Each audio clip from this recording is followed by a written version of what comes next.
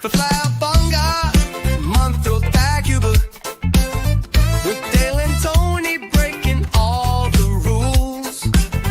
Talking tech, biz, and straight up chaos. Quick fire guests, oh yeah, we slay those.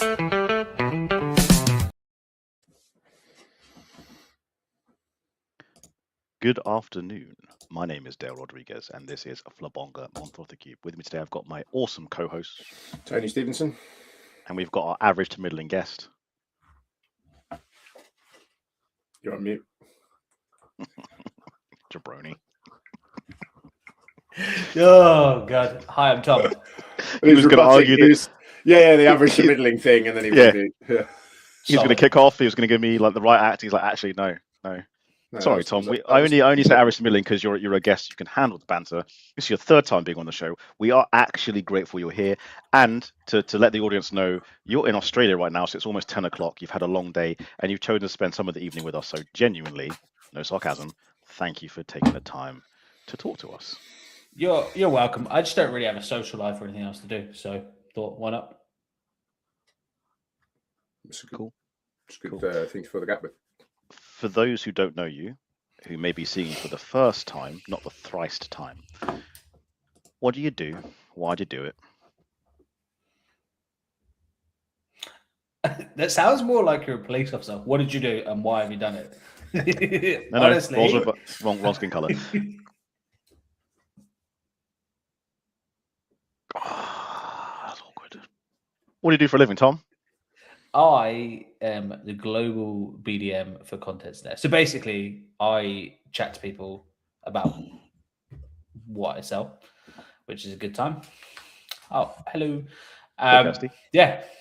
Software sales is probably the best way to describe that. I make a lot of noise about what we do, which is make it really easy to get information from clients.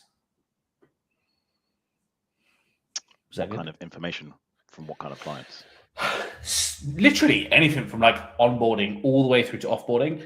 It's not funny, but it's kind of funny. I actually get loads of accountants book demos with me because they've received an ethical clearance request from an accountant using Content Snare. And they're like, this is so good. We should be using this. I'm like, yeah, you should. Because there is nothing that is as good as getting info from clients than what we do. Because most tools, and I'm going to generalize. Wait. There is nothing. Do you say there's nothing as good as getting content from clients? Is that what you just said? Information from clients. Surely them paying you is better. I don't know. You made a bold statement, but I got to. All right, mate. Give me a break. I'm trying to sell it. I know you're trying to sell. That's why I'm shutting you down. This isn't all about sales. It's not all about you, Thomas. It's not all about you. Sometimes Tony has insightful things to say and good questions asked. Over to Tony. I think that what this is essentially Dale testing where where the edges of your sales patter are by just constantly pattern interrupting you while you're trying to chat, Tom. I would never do such a thing. Something that Dale does just naturally. Exactly. I would never do such a thing. I'm not that diabolical. I wish I were that clever and Machiavellian, but I'm not. I wish you were that clever, but you're all right, mate. Yeah, you did well. Right. I'm smart enough to know I'm not the smartest person in the room or the chat. I'm okay with that. It's the unknown unknown that's the problem, right? Ooh, when you don't know what you don't know, then that's when it's bad. There's nothing more dangerous than a stupid person that thinks they're clever. Yeah. My granny always says, it's better to be thought a fool than open your mouth and prove it. And I talk a lot, so I prove it all the time. Here's what it is. Yeah, I'm just gonna go on mute. Tom, since the last appearance on the show, I know you listen occasionally. You haven't been asked the coffee or tea question yet, have you? I don't think so. Tony, over to you. Was it over to me now? Is it cool? Yeah. So we've evolved this question slightly, and actually, I have some new experiences to feed in my position on this question, which we'll discuss. Sorry, Joe was jumping. Tom's laughing. Tom's laughing in the comments. Let's make this one bigger. Hold on. Joe McCord, average to middling jabroni guest. Wow, I find my new religion. Joe, you're more than welcome, bro. That's how we talk to most. You have to have Joe on this. Joe is awesome. I met Joe at a conference, and we He tried to avoid me, but I was not having it. And he is so sound. You should have Joe on here. His jokes. We need to go back to Tony. He was asking a question. I interrupted. Sorry, yeah, Tony. We totally just steamrolled you there. It's fine. We've got plenty of time. We're only 6 minutes in. There's no way you're going to be able to fill for 54 more minutes and not let me get this question out. Right there. Yeah. So tea or coffee? What's your preference? Coffee all the way. Cool. So we don't need to do the tea branch of the question. I feel like we should anyway. After you've done anyway, right? Yeah. So we can all agree that sort of like your local artisan coffee shop is sort of A1. Imagine a world where that didn't exist and all you were left with was coffee chain generica. What's the coffee chain that you would go to secure a coffee, and what's the one that you would avoid like the plague? That's a tough question. I would probably go Costa, and the reason why is it's not too bad, but also on top of that, they're everywhere, so it's easy. And the one that I would avoid is Cafe Nero. Never really had a good time there. Okay. Even they used to give it. I used to have Vitality health insurance. They used to get free coffee every week. Still didn't take it. That's how much I dislike. That's a bold statement to make. Just so you know, not that I'm keeping score, but I am kind of keeping score. When we ask guests this question, I keep track of how many people say Costa and how many people dislike Starbucks, because Tony's a Starbucks guy, I'm a Costa guy, and I think, by my estimation, which is very biased, Costa is winning. Astonishingly, I would say I was in the vast minority. Actually, I think Costa comes up more frequently than I could ever have possibly imagined. Although, to add to this point, I was away a couple of weeks ago, and where we were staying only had a Costa. There was nowhere else to buy coffee. So I decided that I couldn't stomach that for 5 days, so I'll have to make the best of a bad situation. And Kirsty Mitchell's advice was ringing around my ears of that. So the problem I have with Costa, aside from the fact that I don't particularly like the coffee to milk ratio, is the size of the drinks. They're not the right size. So a flat white's not a flat white. It's just basically a latte. So if you order a cortado, you essentially get, it's not quite a flat white, but it's much closer to a flat white on the underside than if you order a flat white, which is just a giant coffee that's not a flat white. It was actually pretty good. I won't lie. Ooh, it was actually pretty good.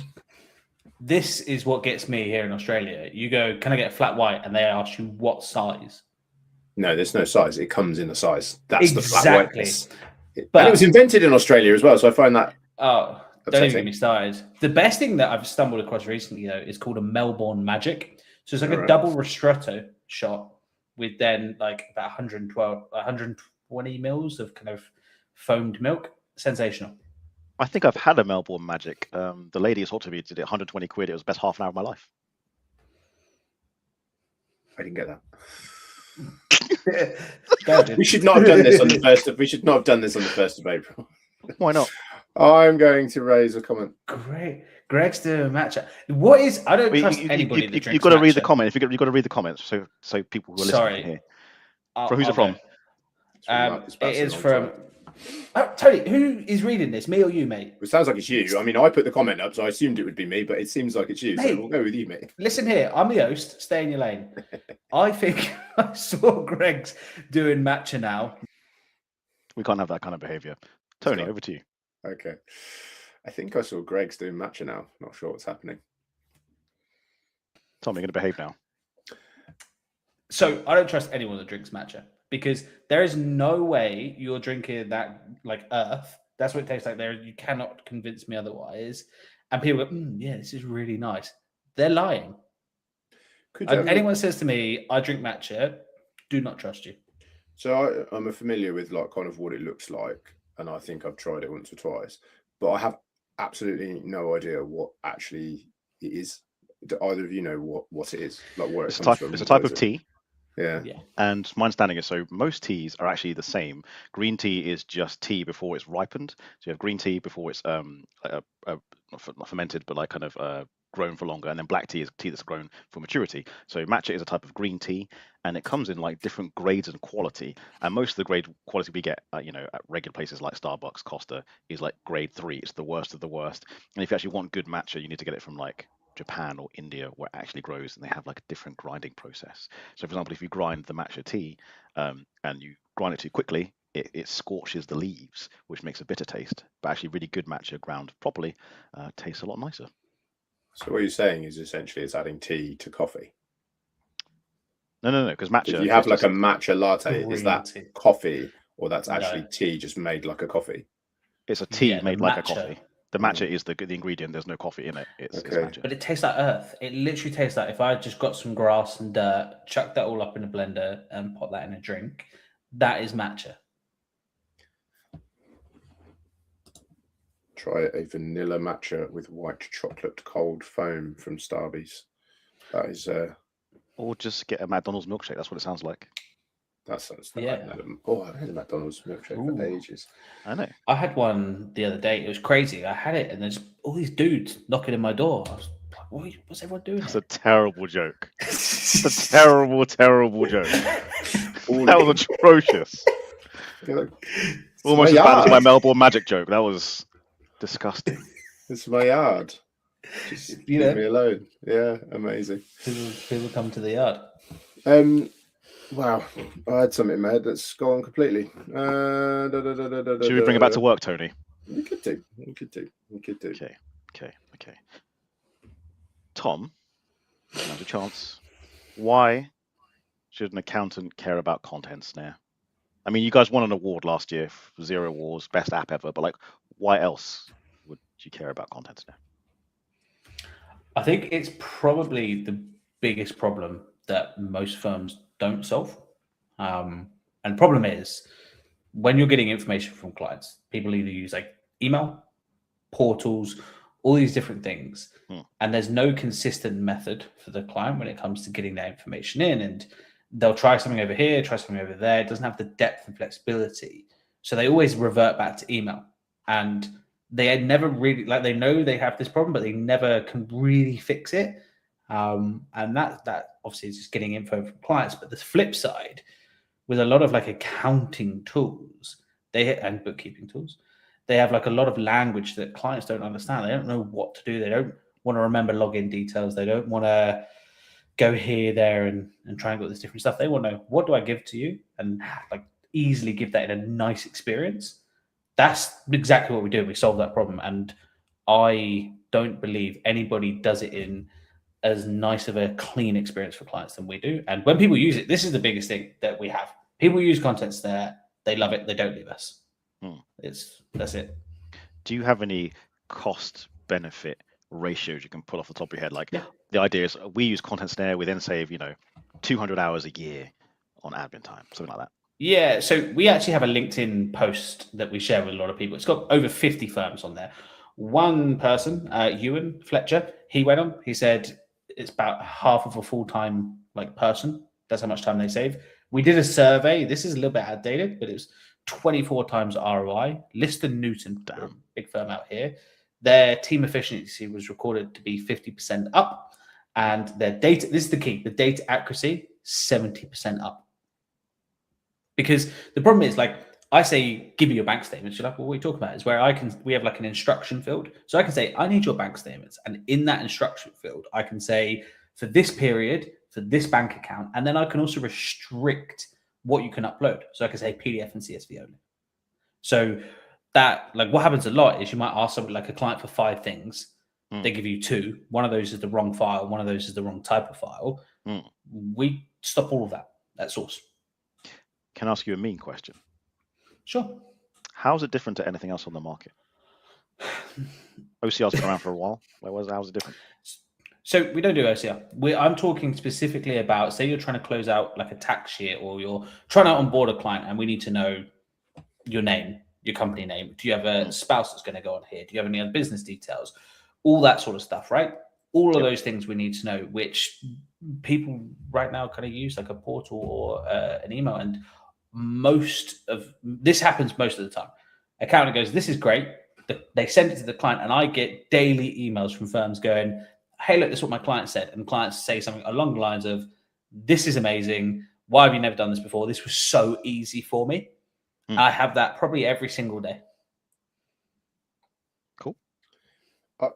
I don't know. You'll probably find the same, Dale. And this isn't me being like sycophantic just because we've got Tom on here, but like there are certain products in the market that have a sort of feeling around them that they are really good at what they do, and they're not that like common, LedgerLux. right? Like LedgerLux, for example. It's very niche. You very much used to feel like this about Go Proposal, sort of back in the day when James used to be kind of like in there all the time in their Facebook group, and people would be really like glowingly kind of like outwardly talking about it unprompted. And Content Snare sort of has that feeling about it of just, you know, like Five Guys, right? So Five Guys don't do any marketing. Their marketing is our burgers are really, really good, and people tell other people about Five Guys because our burgers are so good. That's our marketing channel, is our product is so good. It sort of feels like that with Content Snare and interactivity, like the product much, but just the ambient feeling that I get of people when they talk about it is one of like, this is better than we ever hoped the solution to this problem could ever be. I love it. I want to tell all my friends about it. Like, I'm going to give it a 9 or a 10 MPS. And Tony has clearly not seen the infamous Ivor. Tony, you can't read the comments out without putting them on screen first. I can. Yes, I can. Because I was going to say, like, Tom, give Tony the 50 quid for saying all the nice things later, not on screen. Okay. Yeah. That's just the feeling that I get. Tone has clearly not seen the infamous Ivor. I don't know what that means. So, is Ivor a product? I think it's a product. No. So he's referring to Ivan. So basically, we did an April Fool's last year, and it was like, when nothing else works, we have a new product update called Ivan, and it's a big biker dude, and he goes to the office and he goes, "You'll send document now." What's really funny about that? He's actually a geography teacher. I've actually got a picture. I'll show you. Please do. Are we? 1 moment, please call it. So this is Ivan, and we kind of nice. We kind of get it. You can see the fuzziness. He's a big dude with a very big beard. Yeah. What I did actually recently, I posted it today. Ivan can also dance, so we got him to. Oh, okay. Marcus Batson, sorry. Do that accent again, Tom. I cannot hear a word right now. I don't know what's happened. Oh, 1 moment. I'm back. Oh, you actually couldn't hear anything. Sorry, no, Marcus Batson. Sorry, can you do the accent again, please, Tom?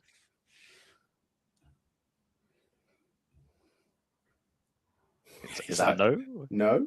No, I can hear you now. You can say no. 1 moment. I'm almost back. I think it's back now. Your headphones disconnected. The headphones connected to the phone when I showed you the Ivan video. Got it. So I need a cable. Isn't it? I will only do that accent if you pay me. How much? And who's paying you? Well, scan this QR code. You can subscribe monthly, $7.99. Just to hear you do an accent. How long are you doing the accent for? Probably about 2 minutes there. 2 minutes, $7.99. I think that's a good ROI. Marcus, Venmo me some cash and we'll get it done. Venmo me some cash. Love it. Yeah, we live in a golden age of technology, people. So we can be Venmoing money. Venmo. Pew, pew. Please, one more time. Pew, pew. Pew, pew. That's pretty cool. Only forms.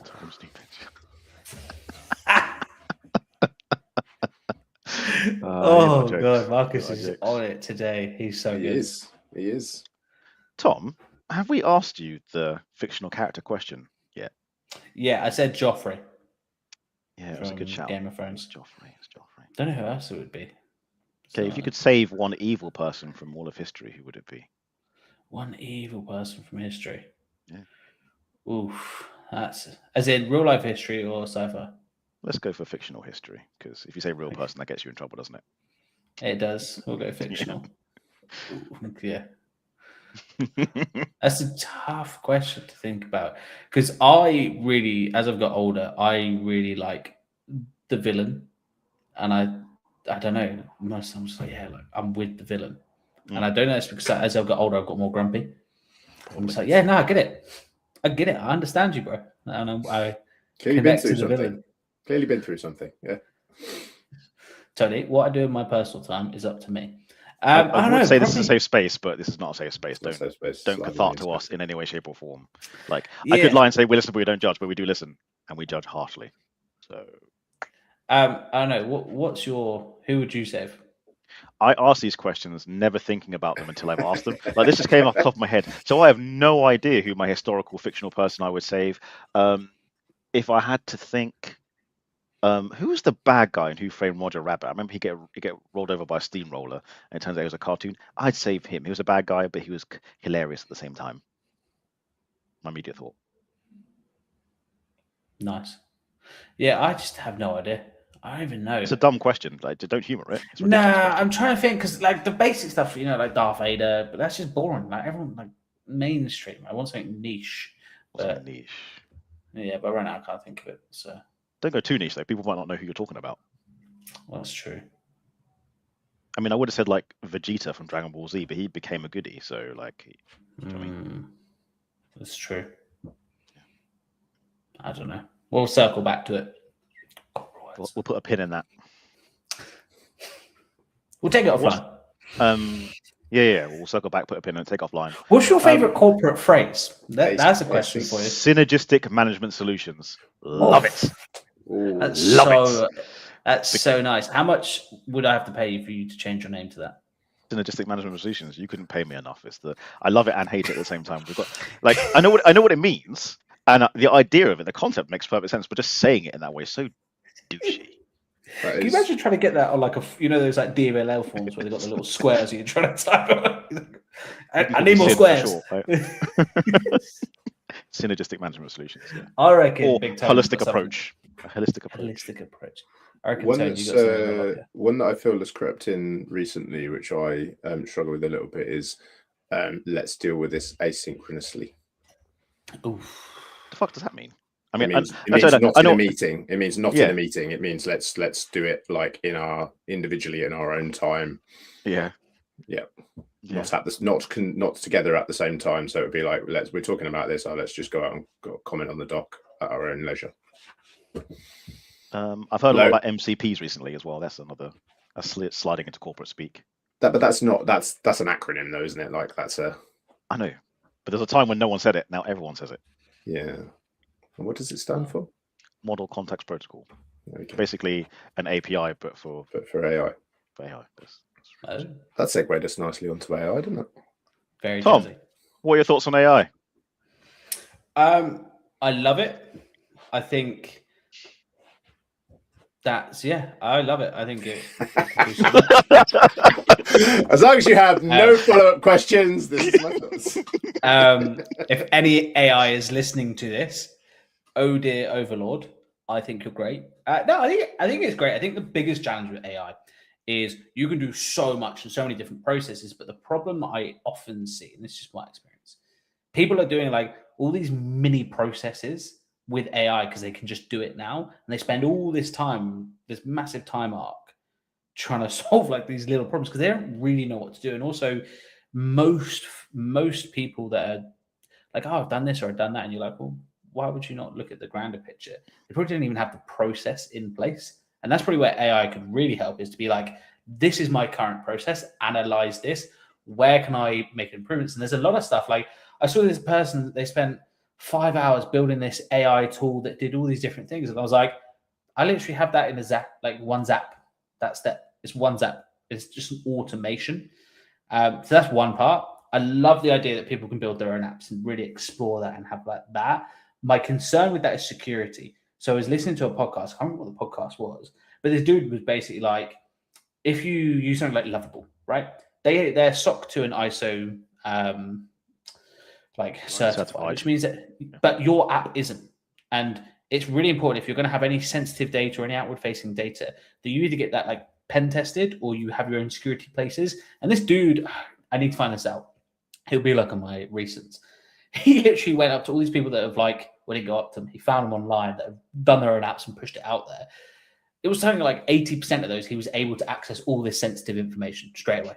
And that's the only concern I have. Like, and I don't want to be that guy where it's like, oh, be careful, but it's so good. But it's also, I think people just need to understand a little bit more around kind of, okay, well, if I do this, what are the other steps I need in place just to keep it secure? other than that, I think it's great. Cool. Yeah. So I'm not from a technical background, right? So the coding element of this, which seems to have really kind of like ramped up in the last few months, right? It might have similar concerns, but I also have concerns as to sort of like how people who've sort of vibe coded apps are able to like properly test the edge cases of what those apps can do. I was talking to somebody about this earlier in the week. It's just to like, was it last week? Just about like, it might seem fine in like 99% of iterations, and then you get that one that's like, that just bit. And probably me, it's just like my lack of knowledge as to how you would go about doing that from somebody that wasn't experienced in that field. It just worries me that these things don't work properly. Have you seen that meme doing the rounds of this like 3 kids sat at a table and a lady there, and the caption at the top of it is, "Mum, why are we so poor?" and then the caption underneath it is, "Because Dad decided to vibe code himself a CRM solution instead of working on the actual product that the company sold," which I did think was quite amusing. So yeah, That's I don't know. That's the challenge, though, isn't it? It's like you can kind of do everything. What do you do? It's like going and sitting in a restaurant and being given 5,000 choices on the menu, right? Like, how do you navigate that? I also find I've been like off sort of work, having had our second child for sort of the last 6 months, on and off. Worked a huge amount of period in that time, and deliberately sort of took a backward step in terms of like trying to keep up with what was going on. And then it now feels just like so much has changed in our world in that period of time that I'm looking at kind of going like, I'd really like to know where I can go to sort of catch up somewhere reliably, but there's lots of different sources of information, right, and lots of people chatting about all this stuff. But yeah, I do think it's super fascinating, and I'd be really interested to see what impact it has on the profession over the coming months and years. I got into a LinkedIn comment debate with the mighty John Toon regarding this. Please take this with a pinch of salt because I'm paraphrasing what he said. I don't want to misquote him, but I think he's suggesting that AI in the accounting space is really going to drive down pricing. This is where he and I slightly disagree. And he said he's seen it happen, and I can kind of see it. Like, essentially the consumer is going to go, "What am I paying for?" Or the consumer is going to go to an AI, ask it a decent prompt, and get 95% of what it should get. But again, my thing has always been like, you want to pay the accountant for assurance. You always want to pay some level of money to say a person's gone, this is right, and if it's wrong, I can sue you. You probably can't sue the AI companies just yet because they're not willing to take liability. Yeah, absolutely. Insurers is my guess. It also allows for for businesses to go, okay, right, we can serve clients cheaper than we otherwise would have been able to previously, and therefore we want to race to the bottom of the market by driving down prices to accumulate a lot of client numbers, right, as well. You could foresee that being something that was very doable, especially in the acquisitive world that we live in, where everything's kind of getting rolled up into larger groups. The idea of like, well, I'll spend 5 years acquiring an enormous bank of clients at very reduced rates, fine-tuning that system so that the data's captured well and processed well and done by robots, allows us to drive prices down. So you could foresee that would happen. Do I think it will or not is another question. But yeah, that's not new, right? There's been firms doing that for ages. It must be challenging though, right? If you're like a business owner or like you're an accountancy firm and you go on LinkedIn and you're like, this person over here is like, we've done this, this, this, and this. And it's like, well, okay, I'm doing that. And then you start working on that, it kind of works. And you're like, oh, this kind of like, when you do anything, if you paint a picture, you're like, this is amazing. And other people look at it, they go, all right, mate, yeah, sure. Like, get them glasses. In theory. And then, and then Tony knows, he's got young children, he knows. But then you go back, you go to like Accountex, and then you got these people going, this is how we're using AI and this is what we're doing. You're like, oh, great, I'll go and do that now. And before you know it, you've had this massive time investment because you are trying to keep up, but you've not really moved anywhere. You've kind of got like some stuff over here, some stuff over here. And it must be so hard for like a business owner because they want to keep their competitive advantage, right? And also run their business better. But it's like, where do you start? And I see so much nonsense. And it's like, these people are going to get this thing, if I'm new to it, and get 5-6 hours deep in trying to do something. It's not really going to work because the person that was kind of telling you, it does all this sort of stuff, was probably giving you the showman version or showwoman version of what it actually does. Tony, I had the opportunity of speaking to Dan Boyles of the Hello AI Collective. Now, he seems to be someone who actually knows what he's talking about, and he's working with some very big brands. So I think you don't get to work with those kind of brands and name them without being good at what you're doing. So he's someone who knows what he's talking about. He and his team, Hello AI Collective, I think they can break it down. And having seen him speak at an event, I think he kind of admits this himself. He's not selling like AI success per se. He's just breaking it all down. And some of the things he does are things that we all do in business anyway, but he's like the sounding board, if that makes sense. I can't explain it, but like he admits he has more knowledge than other people, but he's also just like kind of break it down step by step, the pragmatic approach to using AI and what you need to do before you even consider AI. So that's my interpretation of what he does. Yeah, he's not selling a particular AI solution in any way. In actual fact, he's sort of like, look, these are the ones you might want to look at. These are the pros, these are the cons. This is kind of maybe what we would recommend, but actually like the particular product and the implementation of it, like that's on you. We're here for like to make sure you're thinking about this in the right way and that you don't spend a lot of time spinning around on the spot, accumulating time and cost. You want to point you in the right direction as best we see it right now, right? Because like it changes so fast, right? All the big companies are dropping new things all the time, which is again hard to keep up with. Do you think AI is always listening? Yes or no? Yeah. Comment in the chat if you're listening, peeps. ChatGPT just said, yeah, no, I'm not listening. Because anyway, says that Claude guy is, yeah. it has to be, because here's my two thoughts, right? One, I can go to the pub with a friend of mine, talk about something completely asinine, and suddenly Facebook gives me adverts for that asinine thing. Two, when you say hello Google or hello Alexa, how does it know you've said that? It must be listening, right? It has to be. Mm-hmm. So when they say it's not listening, it has to be listening. Yeah, we turned our speaker off. Yeah, I thought about this literally the other day because I don't want to say it because my phone's here and it'll go off. But Bixby. But I was like, is it Bixby? No, it must be listening because how else would it know to pick up on that phrase? Yeah, or not to pick up, because you can say the name and it doesn't pick up, but it knows to listen for the hey and the name, so it has to listen to both. No? It's also so there are like other ways that it can.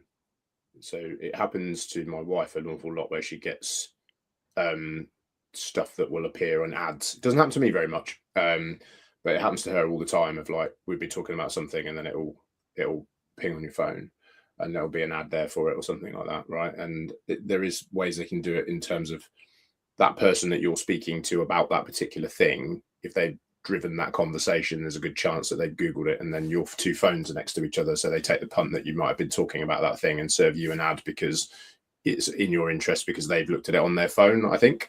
But the whole all that stuff terrifies me.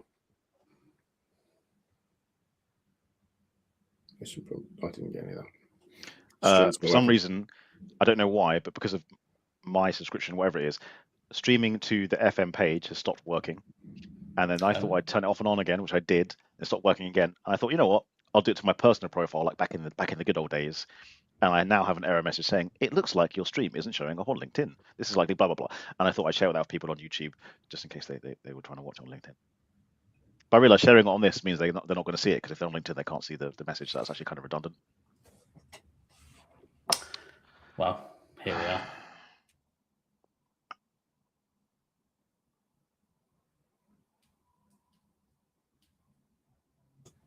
Always going to be a sneeze. Oh, we were bracing. I know, I was as well. I was like, this is the first time this has happened to me when streaming on FM, but no, it's gone away. So we're all It's good. not the first time it's happened. What, sneeze? I think so. Yeah. Yeah. Oh, you've coughed a few times before. That's Yeah, for I sure. have. Yeah, that's for sure. All right. Speaking of bracing, gentlemen, how goes the gym and other physical activities? Tony, how's golf? Tom, how goes the squats? What's happening, gentlemen? You want to go first, Tom? Sure. Or do you want me to go first? Gym is good. Yeah. I'm just getting heavier and heavier in terms of what I can lift. I took a bit coming up to Australia and stuff. I took a bit of time off, and now I've been in the gym throwing stuff up. Went to the gym today. I'm trying to do a lot of full body at the moment, which is good. I caught up with one of my mates actually, and the guy is absolutely massive now. And he showed me this video of him doing 320 kg hip thrust. Damn. Which is just, and he does, I think he was saying it was like 90 kg dumbbell, each hand, so 180 kg bench press. That's ridiculous because dumbbells. That's like Eddie That's Hall insane. strong. I was like, you must be on the tee for sure. And the rest. Is he easy friends with Anatoly? That guy. He's like, what? Yeah. That guy's so good. He is up. I don't know, he probably has got LinkedIn, so I'll show him. He's actually, I don't think this picture will do him justice, but he's absolute massive. Unit. Oh, yeah. Also, Sinead, my loving partner, she won this hamper. She ended the competition. She got an email. She almost deleted it because she thought it was like rubbish. $500 worth of chocolate. We won. Well, she won 250 quid, give or take. Wow, that's a lot of chocolate. That's a lot of chocolate, yeah. Yeah, no, you can't really see how big he's in that picture, but he's wham. He's wham. I just couldn't believe it. I was like, he's been one of my childhood friends, and I just saw him and I was like, oh my god. But he's definitely on something because his hair's starting to go at the front, and I was like, you had a full head of hair, and that's obviously a big. Well, also he's probably getting old now, Tom. Let's be honest. You're not spring chicken anymore. Neither am I. Neither is Tony. True. I'm definitely not. True. Yeah, but this was. He had the hair. Yeah. Okay. And then when I quizzed him on it, he was very, very shy. Yeah. Exactly right. And then he just kicked me and I went 400 miles. Yeah, normally people who are natty are quite happy to tell you that they're natty quite quickly. Yeah, you're right. You're right. It's true. Yeah. It's true. Do you know what I find really funny is like in America, those kind of steroids are actually illegal. Do you know what I mean? Like that, you can buy them in the UK, you can buy them, I think, in Australia. But in America, like they're actually genuinely illegal, which is kind of funny. They're not very good for you, are they? No. To answer your question, Dale, I haven't played any golf. Golf is not on the agenda at the moment. Gym-wise, not much. And the last time I was in the gym, so I've lost quite a bit of weight since Christmas. So I'm down. Good weight or bad weight? Good weight. Okay. Some not, but you can't lose weight quickly without losing a bit of strength, right? So I'm down from 113 to like 102 kilos. So I've lost quite a bit of weight since Christmas. That's good. Unassisted, no jabs or anything. No shade on anyone that's using jabs, but just it feels like you have to. you have to say that now. Like, you have to put the caveat in. So just stopped eating everything basically. But yeah, I racked up what is less than 80% of my 1 rep max bench press and failed it for the first time in at least 5 years. Like that's a weight I've hit 8 reps for before, and I failed it. It wasn't a great lift. 120. It wasn't a great lift in that I expected to lift it, so my path wasn't great, and I'd kind of got a bit out of shape. But normally I would have been able to recover that without too much trouble, and it would have been fine. So there was a bit of excuse, and I did re-rack it and just about made it following that. But yeah, that's the first time I failed that weight in a long time. So stripping off some timber has reduced, and I haven't really been able to train as much as I would have liked to have done in the last 6 months or so. So just trying to wait for the schedule to open up a little bit more so I can do a bit more. But but plenty of weight's come off, which is a long time overdue. So a long time overdue. I can't squat at the moment. I partially ruptured a tendon in my leg. Ooh. And It's really annoying, right? So my goal for this year was to do 170 kg back squat for 3. And I hadn't been training for about a year before this, but I was gradually building it up. And this particular day, I'd done 140 for 5, feeling good. So I did 150 for 3, felt good. Did 160, felt perfectly fine. Did the 1, I was like, I could do another one. Did another one, and on the way down, I felt and heard a popping noise. The noise didn't actually hurt, by the way. It's just like, that's probably not a good idea. So I stood up and went, that's enough of that. And then like an hour later, my leg was in agony. I was like, this isn't good. And every time I climb stairs now, it really hurts. Went to the GP to have checked out. They're like, yeah, you ruptured a tendon somewhere in your leg. It's going to be like minimum 12 weeks recovery. It's like, oh man. So good job it wasn't a full rupture, because like an Achilles rupture is like, that's a really, really bad injury, and that can be like months, sometimes 24 months before that's fixed. So it's only a partial one, but it just means I've got to take it easy, and I've got to do the annoying physio exercises. Back on the bench. Oh, it means I'm doing way more bench. I wish I had a Mac so I could do that. I don't have a Mac. That's so good. I wish I could do that. I have a Mac. Didn't actually know it did it on. It does on this too. It does on all of them. Oh yeah. My camera's not working at the moment, which is why I'm a bit of a funny angle and a bit blurry today. So I was gonna say, like, you're further out and we can't see the chocolate that well. Yeah, I have all my stuff like routed through, and it all goes through this like one horrible, nasty, tiny little plastic connector thing that I've had for ages, and I think that thing's finally broken because my microphone and my camera just stopped working yesterday. So I've ordered something that's more robust, which should arrive today, but unfortunately it didn't arrive in time. So I'm having to use the good old Mac camera. Something bottleneck, something your business, something upgrading, something like, I don't know. You know what I mean? We can draw work to that. You know, you had one integral piece of your workflow that you hadn't neglected, needs to be maintained, and something businessy. So, synergistic management solutions. Did we just synergize? Did we synergize? Synergize so hard right now.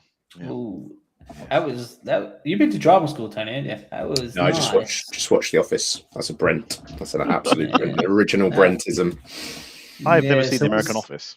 I've never seen it either. I just couldn't bring myself to. Oh, it's just an American In-Betweeners. Yeah, I knew that. Yeah, I never. And I saw a clip of it, and it was trash. Yeah, trash. Do you know what? Absolutely really trash. Good? What? Last one laughing. Don't know if you guys. Oh, yes. We got to the end of last episode last night. Right, brilliant. The last one. Is Bob going to win again? Don't tell me. Don't tell me. Don't tell me either. It hasn't dropped yet. It hasn't dropped yet. They did it 3, 2, and then the other ones next, and we were like, we've waited ages. God. I hate this separate dropping of the episode of the series. Joe Wilkinson, though, the lifeboats. Oh my God! That was still my favorite moment of the first series. Like, he's such a genius. Like, for anyone who's not seen this show and are listening right now, so last one laughing, comedians, they have to like make other comedians not laugh or not laugh. That's the premise. Joe Wilkinson is such a dry comedian, like so dry and so clever. I always love to believe that nothing that comes out of his mouth is ever thought about before, and that it just all comes straight to him in pure natural flow. I think it's mostly him. I think that's his personality. Like 85% of it is him. Yeah, we went to see Josh Widdicombe, right, and it was a Cheap Seats tour that he was doing to try out new material. So he literally was telling the jokes and then like getting his notes out and writing his notes like while he was. It was actually really, really interesting to see like a comedian and how they'll drop a joke and then he was like, oh, actually, I didn't land how I thought it was going to, but I've got a better idea. Can I try that again? And then he'd be like, and then something had come to him at the time. And he's like, that's a much better finish for that joke. And it's really, really like fascinating to watch him how they did it.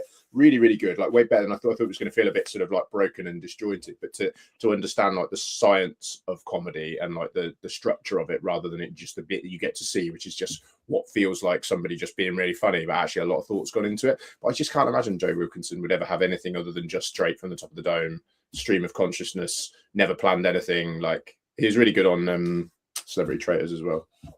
Him and Joe Marler. He's very good. So I thought we'd get a little bit more intimate and zoom in. Does anyone know why they do this separate dropping of series now instead of just putting the whole thing on? Is it to do with like subscribers every month numbers or something? Or My best guess was like Netflix reports on how many live people they've had on the platform each month. So in separating them across the end of a month, they'll get the people who want to watch the first half of Bridgerton and the second half of Bridgerton for 2 months instead of 1 month, because they'll binge it all in one go. Maybe, I don't know. Well, you think about it. So for Last One Laughing, I'm going to have to go to Prime 3 times. During that period, when those episodes finish, I might try and find something else on Prime. If I've just set up a subscription, I might stay on there longer because I'm like, oh, it's always good stuff. I'll get into another series. That would be my hypothesis, but it's probably wrong. Similar to you, Tom. So like, I like the TV show Invincible. It's a great cartoon. It's on Amazon. I cancelled my Prime like 6 months ago, and I've only got my Prime back just to watch that show.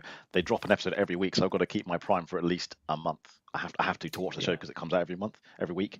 Whereas if it came out in one go, I'd have watched it and then cancelled again. Exactly right, and also on a free trial probably as well, right? Probably. Yep. Could be that. Yeah.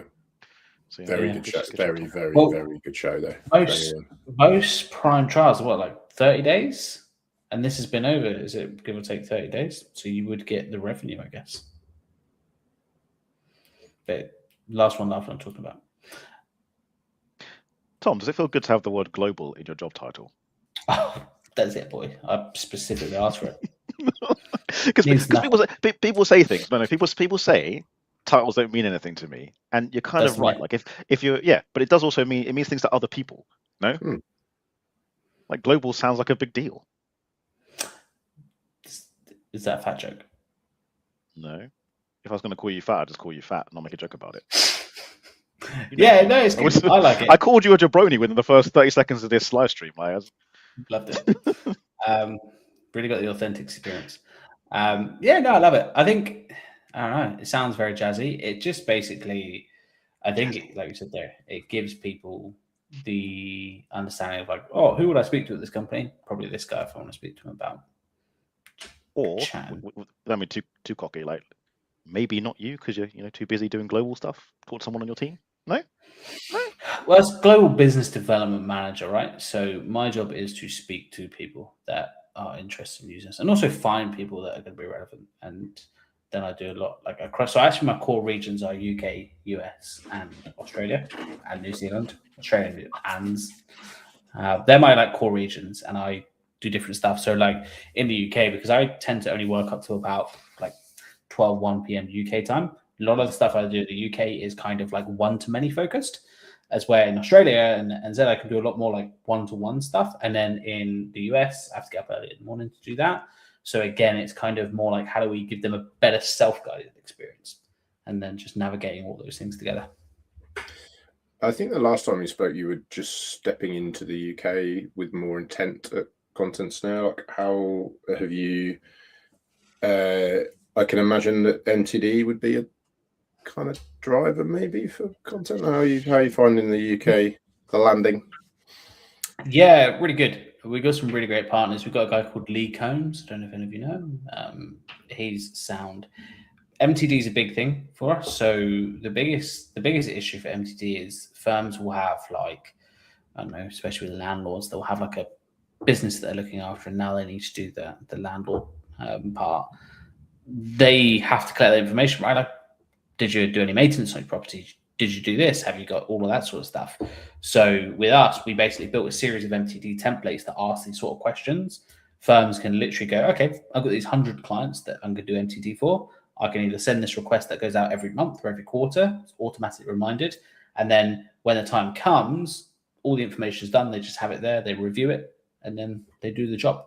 So it's a way of like keeping the cost down, especially for the clients that maybe you're either doing other stuff for them. So this is quite a low value task and the margin isn't great, or you've got people that, don't earn a huge amount and can't afford to pay you a huge amount. So yeah, it really helps there. And that's been really big for us. And then we're now just investigating how we do other stuff really well in the UK. Do you know what I find ironic about making tax digital as someone who has a directorship of a company? If you want to declare that your company is dormant and doesn't need to file financial records, you can't email HMRC. You can't go on an app. You've got to write them a chuffing letter. Did you know that? I know that because I've had to write them a letter. That's so funny. I didn't. But if I were an active business, they'd expect me to be using MTD to file my accounts or track my books. And you still have to file like some other stuff as well, right? Around your confirmation statement and bits and pieces about. Yeah. So to tell them I'm no longer active, I've got to send them a letter, physical piece of paper. The That's irony's not crazy. lost on me at all. That's Come on, crazy. King Charles, fix it. His Majesty's Revenue and Customs, right? This is his thing. This is I true. thought we were going to see like a better regime with him in charge. I'm not going to lie. I was kind of hoping when he became king, he'd become a tyrant, just for my amusement. I mean, Just him and his big fingers. Just like, yeah, and he noticed him be like, you know what, Parliament had enough of you lot. You're waffling around. You're not decisive enough. I'm now the king. Back to monarchy. Boom. Done. Just does some crazy shit. cute. I might not agree with the crazy shit he does, but just like it would have been a good, interesting to see. Good story. Can you imagine? Do you know who I need to deal with? That Trump fella. Do you... Pick your battles. I was thinking more like bring back fox hunting. That's not what I mean. Saying that's something he might say. Oh. Do not clip that bit up. No, you said it now. AI is going to clip it up. It's going to be, and I'm okay. I'm okay with making myself viral and look bad. I've done it to other people. Like, got to take the hits. The worst came out of my face hole. Do you guys just to swing it back because I've got this thing in my mind? Do you content Snare, right? You've got landlord record statements, all the stuff that you need to file, right? And you go out with content Snare and you go, need this stuff, and they go, I've done it, and you're like, it's in the wrong format. And they're like, I've done it. And you're like, it's the wrong file. We're like, I've done it. And they're like, okay, we've done it. Fine, great, brilliant. And then it arrives, and then it gets pushed into the ledger, and the ledger work gets done. And then you end up in a situation where you've got some gaps of knowledge that are like these 20 Amazon transactions that we've got no data for, or like some just code thing that came in that we have no idea what that thing is. Does Content Snare get involved in asking the client what those transactions relate to any way or point or other? So the firm will do this. They'll ask the questions. But yeah, we have what's quite big out here is the uncoded statement lines report. Yes, that's what I'm getting at. Yeah, that's what I'm getting at. Yeah. Yeah. So we have a table field, and you can basically bang it straight in there, lock all of the other columns to the client, and go, just give me your comments. What are these things? And just ping it straight out, and it will just. You can either, if we say you send out a request and you've completed that request, so it's no longer active to the client, you could restore that, add that bit as like a query to that existing request and get it back out if you wanted it all in one. But yeah, short answer is yeah, like that happens. Because I had this idea, right, which I'll never do anything with, and I like to just put these ideas out to other people who might do something with it because I think it would be nice. Is that obviously like you've got a ledger platform, Xero, Free Agent, QuickBooks, Sage, whatever, right? Having like one centralized thing that dealt with that report on each of the different ledger platforms and took it and basically took those transactions and then drove them into the client's WhatsApp and like auto responded to. So it'd be like, here's this transaction with this document attached. What does it mean? Answer. Okay, now, and then it auto sent the next one saying, what's this thing? So it arrived natively within their WhatsApp environment, because that's where we all live, right? In terms of comms. And I just had this idea of a little tool that did that. Dale seemed quite excited. And it may exist already, I don't know, but just, I don't know. Yeah. Didn't Xero have a feature similar to that, like Xero Ask? The idea is things were missing. I don't think it did WhatsApp, but you could take stuff. You can write it on the rec screen in Xero, but that's not what I want. Is a central one that does it for all of my platforms. The same thing, and it's in WhatsApp. So it's like you don't have to manually go somewhere else to fill in a box that you're not familiar with. It just arrives, and you're like, oh, this thing's really intrusive and right in my face, and I can't really ignore it. You could probably do something like client window, have their WhatsApp stuff. You might even be able to do something through that. I mean, we would have it where the firm would literally take that and either use like the smart request builder, which is like our AI, and just dump it in there and go send this request out to the client, like generate this for me, ask them for all this information. Because the way that when we ask a question, right, the client gets a request, they'll only see one question at a time. As soon as they submit that, it will then pop to the next question. Yeah, that's the kind of logic that I'm going for is, yeah. That's exactly how we work. And then you could literally take, so I did this with, I pulled down the uncoded statement lines report in PDF, popped it in the AI builder and went, generate this as individual line items using these, like the reference here, this goes here. Took me probably like 45 seconds to a minute, had a request, sent it straight out to the client. And you could So we are investigating a WhatsApp integration at the moment. So you'd be able to send that through WhatsApp soon, hopefully. But you could literally grab that link, push it straight into WhatsApp yourself. Just go, boom. Here you go. Respond to this. So you can and then add reminders. And you can also, we have SMS reminders. So you could then send texts. Hey, make sure you answer this question. Yeah, people like text now, don't they? Because there's less noise in your SMS inbox than there is anywhere else. Yeah, I have to clear that notification down. I can't have that sat there. See, Sonia. I'm going to go back a massive step. Joe McCord, Tom, you suggested he'd be a good guest. Why would he be a good guest? Joe's just a good guy, and he's kind of funny as well. Like, he's just a really nice guy. When for like one of my first events I did in Australia, I met Joe, and him and the whole Pinch team are just super sound people, and they're just good people. That's why he'd be a great guest. Joe, if you're listening, still, feel free. We'll reach out. Maybe have you on as a guest. It'll be fun. It feels like we're approaching the top of the hour. We are. Isn't it? Yeah. And we So can't how use that our time usual. We is can't do fun. we can't do our normal tricks on Tom because he's already had the relevant Quick tricks fire. slash questions. Like Yeah. he's done all those. He's done all the pattern interruption questions. Like there's nothing new under the sun. Jedi Master. Oh, there's one thing we could do, Tom. For people who don't know, before you come on the show, you've got to fill in a quick passing check to make sure you're a human. So I ask questions like, what industry do you work in? You put accounting and bookkeeping. What business do you work for? Content Snare. What topic would you like to discuss? Why beavers are damn good at their jobs. Elaborate, or just leave it as it is? It's just violent funny. I don't know why. I heard it somewhere and I just found it the funniest thing. And Well, then the next one is, sorry, what value will your insights bring? None. The Earth is flat. Do you want to explain yourself, or again, or just leave that hang? Just leave it. yeah. Could you go back to the beavers bit for a second? Do you know that they're re-releasing beavers into the wild in the UK? That's pretty cool. That's already happened.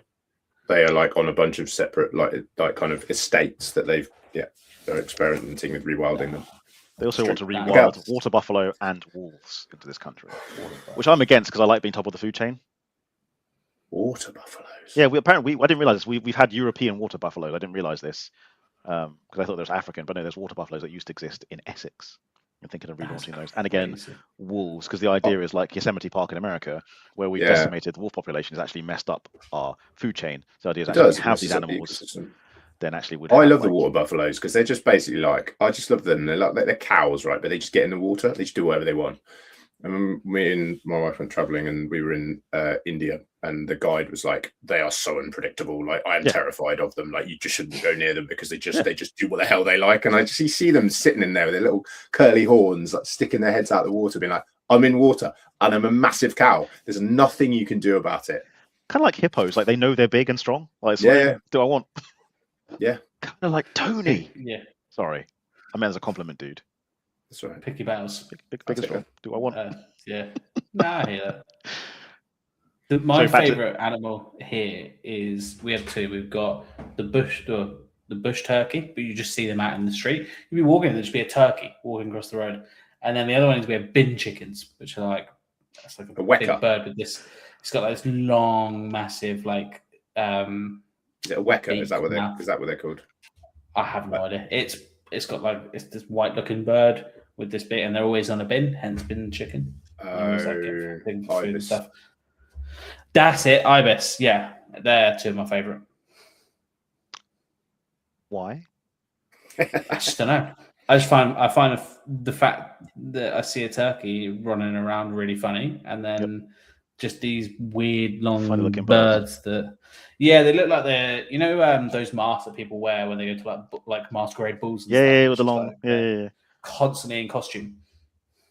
Cool. Good to know.